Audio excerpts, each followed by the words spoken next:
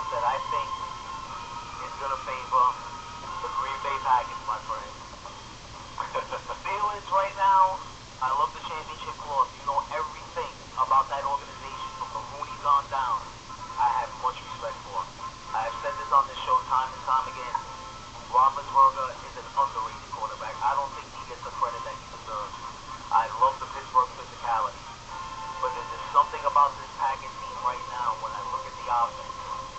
When they start to drive in all the ends, when they put that pedal to the metal, especially in that passing game.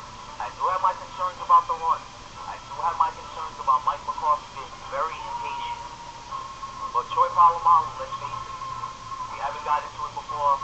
I know he's been picked 18th Defensive Player of the Year, but I know by his standards, he will be the first one to tell you that he didn't deserve the award. And there's something about that secondary that can't be exploited. And when I talked about before with Belichick and the Patriots, when they unveiled that blueprint of that four wideout passing attack, that's where the Steelers have a tremendous amount of trouble. Green Bay has the wide receivers. They do have the veterans that can get the job done. It's going to be a tight game. There's going to be a lot of points scored. Right now, I'm looking at the Green Bay now and being your new Super Bowl champs.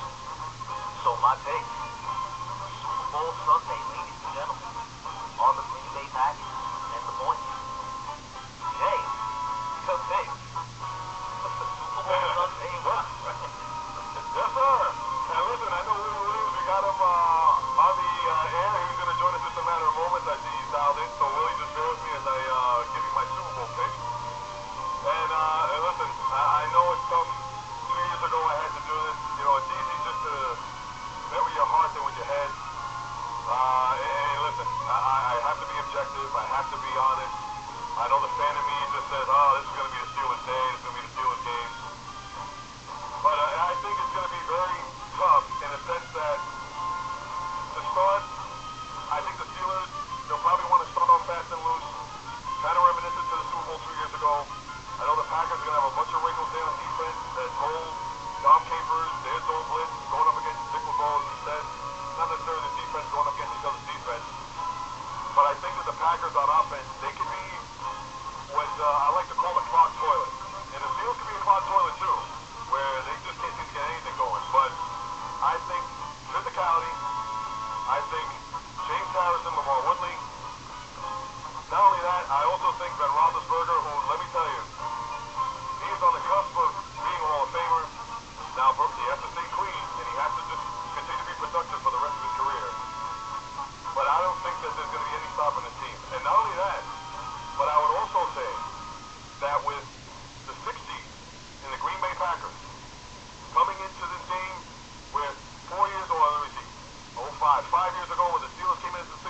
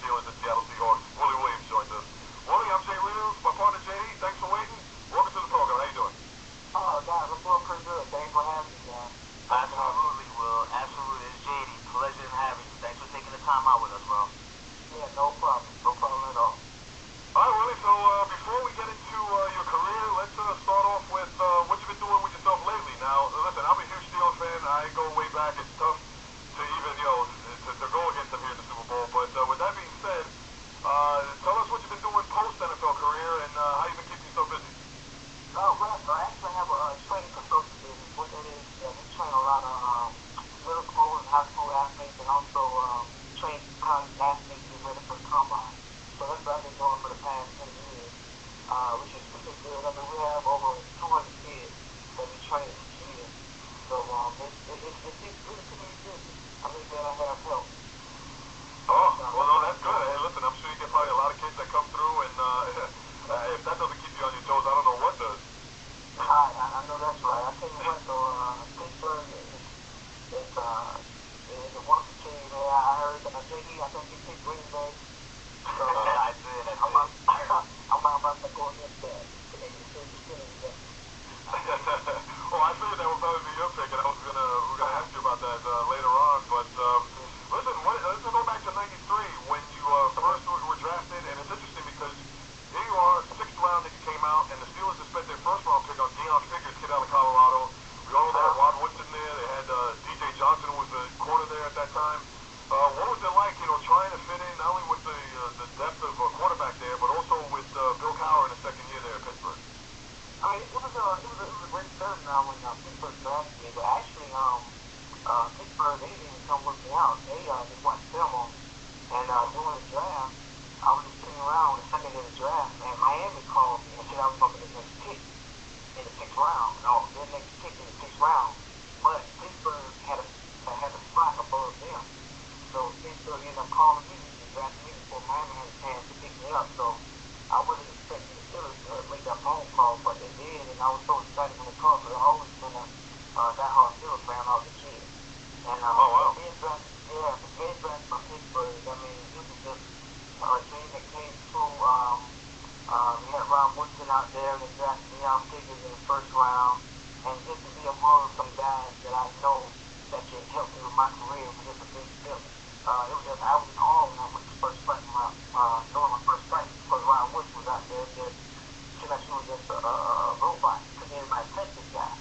So it was great. It was great. Wow, and you talk about that first time being on that practice field, Willie. Was there any sort of intimidation on your part, or was it just, hey, look, it's time to show and prove, and business as usual?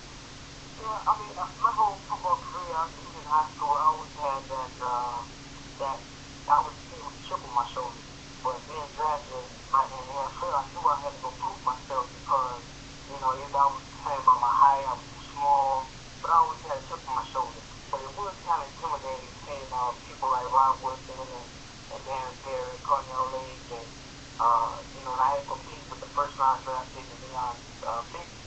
So it was an intimidating factor there when I first went to practice. But other than that, I knew that I couldn't step up. I had to go out there and prove these guys I could see in NFL form. And I was playing with a chip on my shoulder. So absolutely, Will. And when we sit here, we talk about Coach Cowher, your first impressions, and how much he meant to you as a coach. When I first met Cowher, it just made me feel like that I can play this league. He set me down and said, "Will, you drafted you for a reason.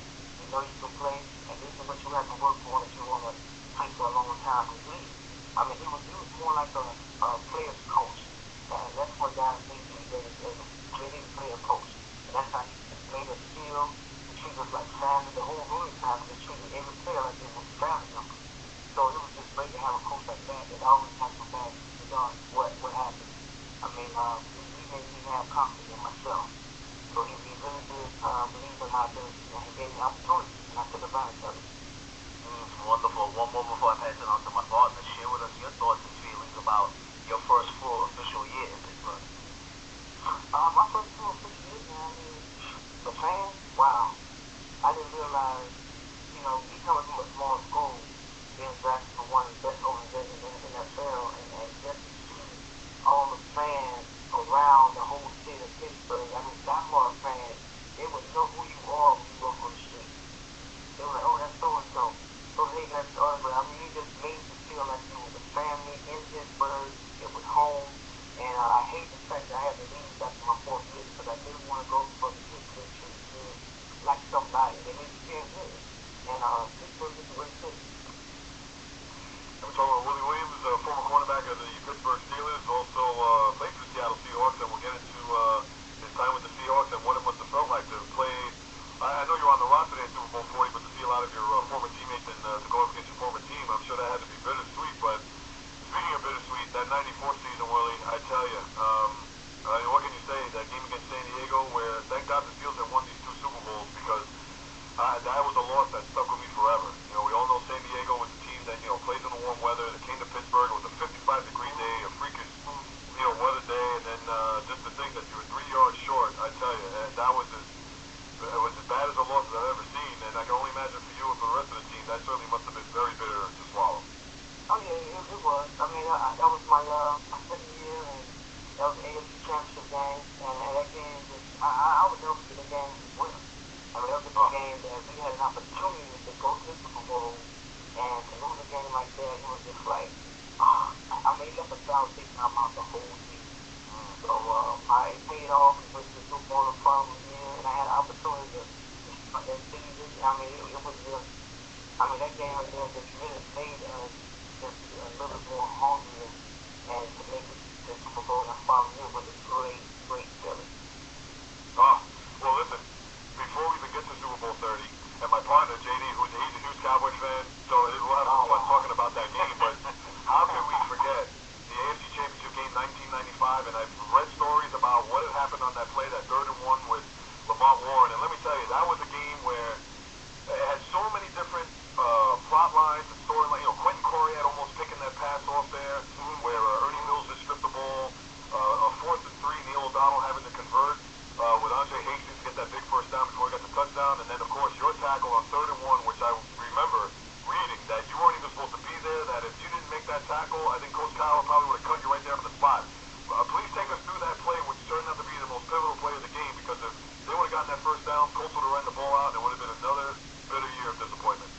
Okay, yeah, we got to play in the huddle, we broke the huddle, and then they came out of formation that we've seen all week, so there was a little bit of confusion because Greg Lord is supposed to blitz from the outside. But my strong friend was telling me I had to take the blitz.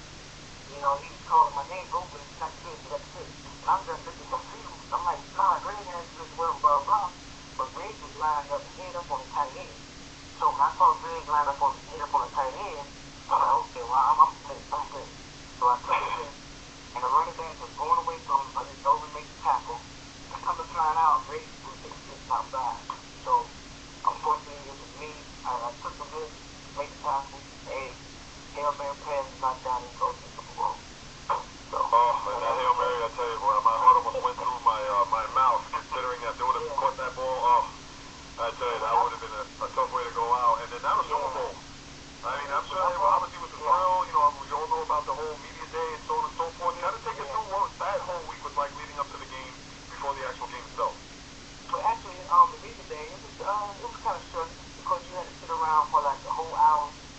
People were constantly coming to you, asking questions.